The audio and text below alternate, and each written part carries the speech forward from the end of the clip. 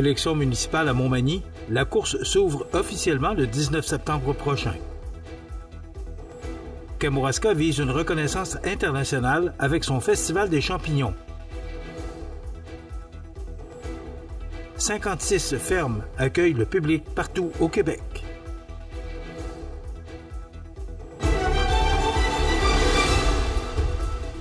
Mercredi 20 août 2025. Bonjour mesdames et messieurs et bienvenue à votre bulletin régional sur le réseau de télévision CMA TV. À Montmagny, le compte à rebours est lancé. En effet, dans moins d'un mois, la période électorale municipale prendra officiellement son envol. À compter du 19 septembre, les citoyennes et citoyens qui souhaitent déposer leur candidature pour l'élection du 2 novembre prochain pourront se manifester. Ils auront jusqu'au vendredi 3 octobre à 16h30 pour remettre leur déclaration de candidature au bureau de la présidente d'élection, Maître Karine Simard. Pour être admissibles, les candidates et candidats devront répondre à certains critères bien précis. Il faudra notamment avoir le droit d'être inscrit sur la liste électorale le jour du scrutin, résider sur le territoire de la municipalité au moment du dépôt de la candidature et fournir le nombre minimal de signatures d'électrices et d'électeurs appuyant la démarche. 7 postes seront en jeu au conseil municipal de Montmagny, dont le siège de mairesse ou de maire, ainsi que les 6 postes de conseillères et conseillers municipaux. Quiconque souhaite occuper l'une de ces fonctions peut se procurer le formulaire officiel directement auprès de la présidente d'élection, soit par courriel à électionmunicipale@ville.montmagny.qc.ca, soit par téléphone au 418 248 3361, poste 2030. Afin de faciliter la démarche, un guide pratique a été conçu par Élections Québec. Ce document se veut un outil pour mieux comprendre le processus électoral et préparer adéquatement une candidature. Il est disponible dans la section dédiée aux élections municipales sur le site de la Ville au ville.montmagny.qc.ca/élections municipales ou encore en contactant directement la présidente d'élection. La Ville rappelle également que les municipalités sont de véritables gouvernements de proximité. Elles constituent donc un excellent lieu d'engagement pour les personnes souhaitant mettre leurs compétences au service du bien commun et participer aux grandes décisions qui façonnent leur milieu de vie. La population est invitée à rester informée tout au long du processus électoral en consultant régulièrement le site Internet municipal. Donc, divers renseignements y seront publiés d'ici l'annonce des résultats, incluant les opportunités de s'impliquer comme membre du personnel électoral. Le rendez-vous est donc donné qu'à compter du 19 septembre prochain, Montmagny entrera officiellement en mode électoral. Bien sûr, votre média CMA TV suivra de très près toutes les mises en candidature et les élections municipales, toute la procédure d'ici au 2 novembre prochain, et on devrait avoir une soirée électorale le 2 novembre prochain. Ce sera confirmé un petit peu plus tard. C'est une année toute particulière pour le Festival des champignons forestiers du Kamouraska qui souffle ses 10 bougies en 2025. Pour l'occasion, l'événement pourra compter sur un ambassadeur de marque, le réputé chef Stéphane Moda, figure incontournable de la gastronomie québécoise. Chef du restaurant Le Clan à Québec, récemment désigné restaurant de l'année par les lauriers de la gastronomie et recommandé par le prestigieux guide Michelin 2025, Stéphane Moda représentera fièrement le volet gourmand du festival ainsi que du mois du champignon. Il offrira d'ailleurs une conférence culinaire pour clore l'événement le dimanche 21 septembre. Mais l'édition 2025 ne se limite pas à la gastronomie.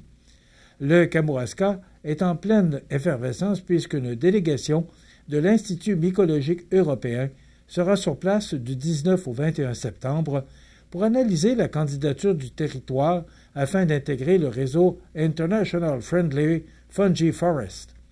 Et s'il est accepté, la région deviendrait la première en Amérique à rejoindre ce cercle prestigieux, confirmant ainsi son statut de destination mycologique d'envergure.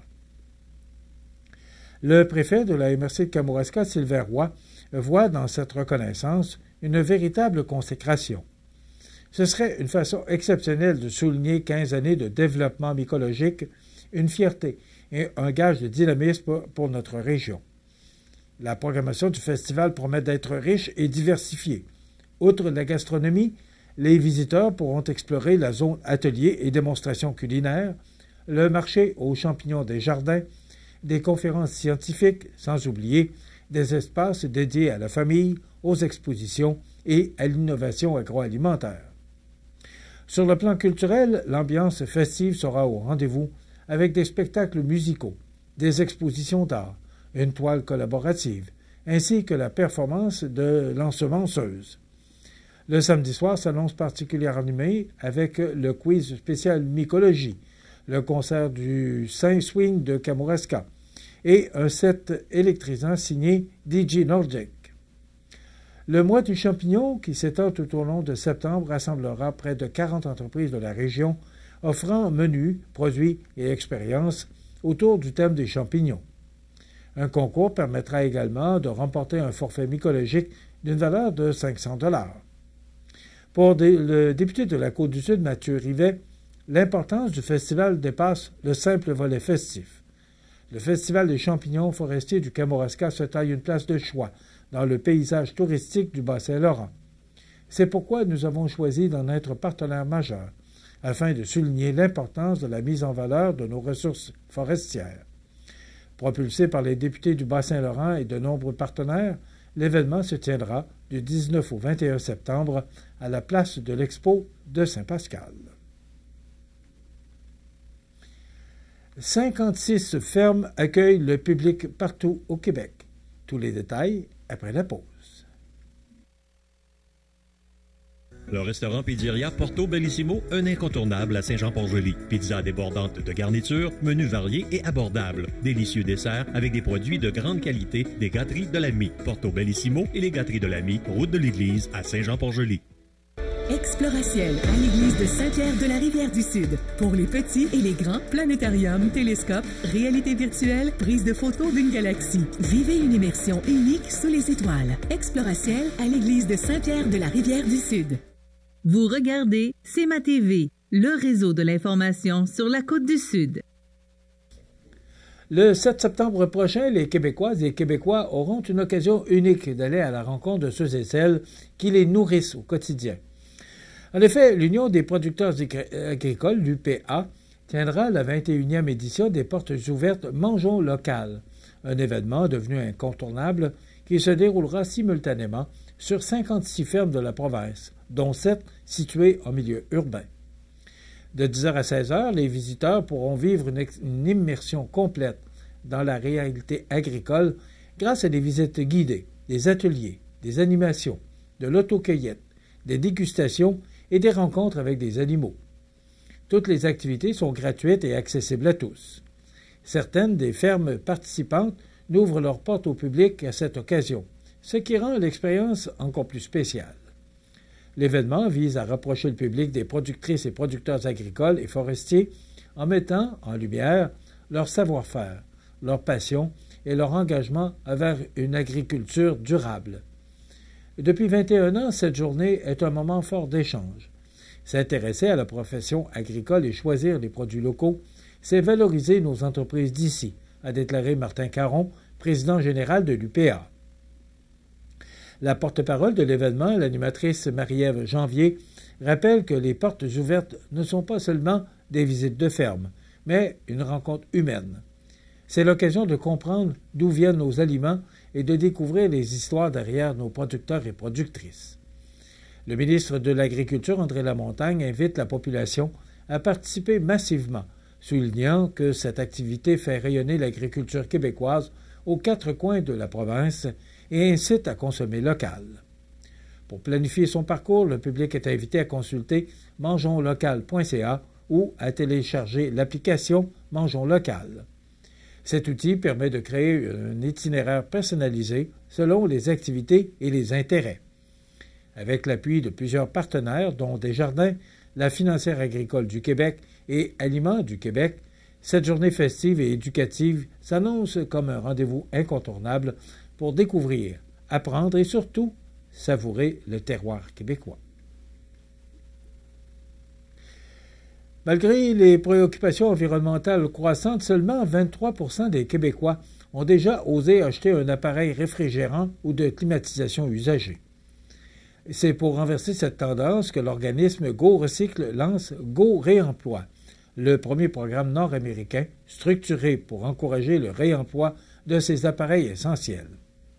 Go Recycle, reconnu par Recycle Québec pour le recyclage responsable des appareils ménagers réfrigérants, souhaite ainsi uniformiser les pratiques dans l'industrie et promouvoir des achats plus durables. L'objectif est de donner une seconde vie aux réfrigérateurs, congélateurs, climatiseurs et autres appareils de ce type en réduisant la quantité de déchets et en luttant activement contre les changements climatiques.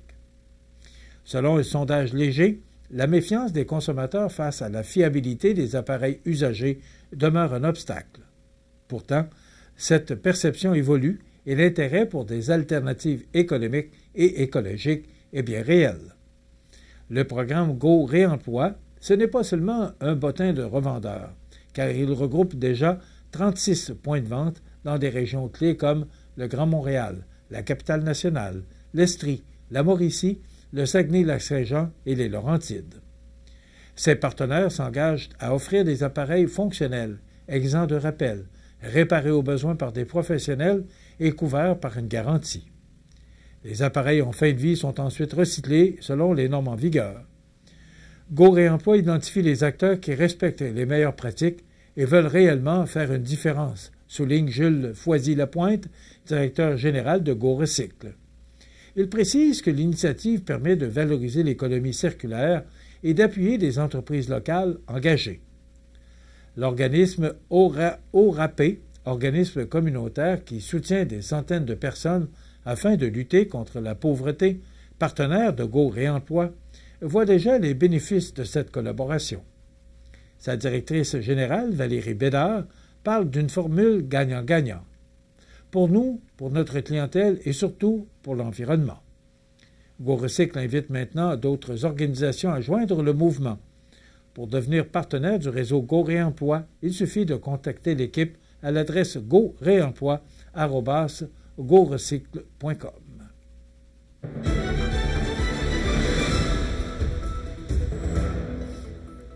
Au sport, la MRC de Lillet, en collaboration avec plusieurs organismes partenaires, annonce l'ouverture des inscriptions au programme Accès loisirs pour l'automne 2025. Cette initiative vise à rendre accessibles des activités sportives, culturelles et de plein air à l'ensemble de la population, peu importe l'âge ou la situation financière.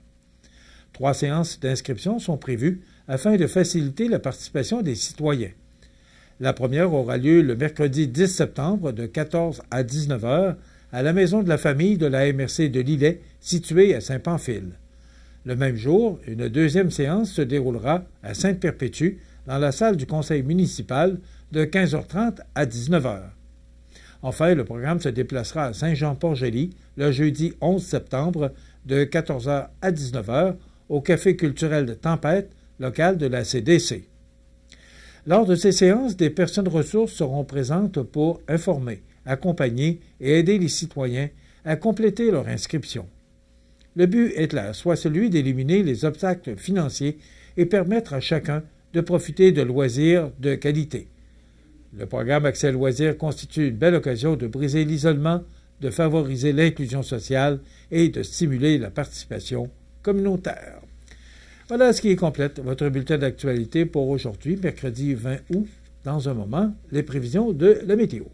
Et le menu de cette émission du 20 août, dans un moment, vous présente une entrevue avec Nancy Dubé et Anne-Christine Charret, ex et nouvelle directrice générale de la Chambre de commerce Kamouraska-Lillet. Et on reçoit Marc Fournier de Gladius qui nous présentera les nouveaux jeux de société qui sont en vogue pour la rentrée scolaire.